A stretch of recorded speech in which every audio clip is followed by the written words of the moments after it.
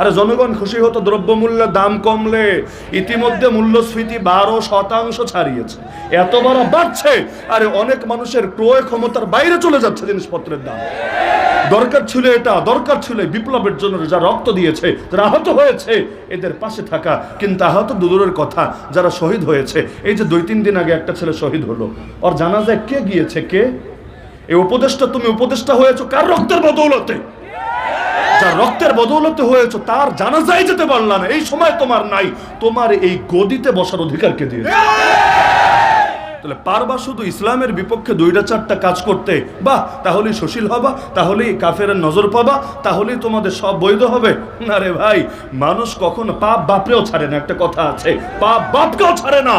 অতীতের লোকেরা যেই জুলুম করে কলঙ্কিত হয়েছে, ওই জুলুম যদি আজকের বাংলাদেশেও কেউ করে, পরিণতি একই হবে।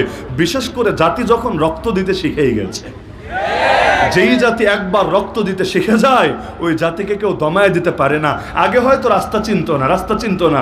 বড় বড় রাজনৈতিক দলরাও এই গণ অভ্যুত্থানের হিম্মত করতে পারে নাই। আল্লাহর কি কুদরত! এই জেনজি 1997 পরে যাদের জন্ম, 97 পরে যাদের জন্ম, এই বাচ্চা পোলাপানগুলা পুরো জাতির রাস্তা একটা দেখায় দিল।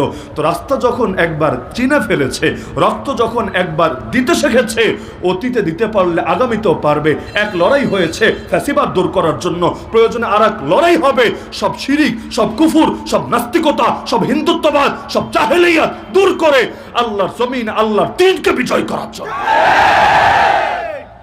সুতরাং মুসলমানকে মূল আদর্শ ঠিক রাখতে হবে। এই যে বিনয়ী, রব্বের সামনে বিনয়ী, বিনয় নাই বলে আজকে অবস্থা।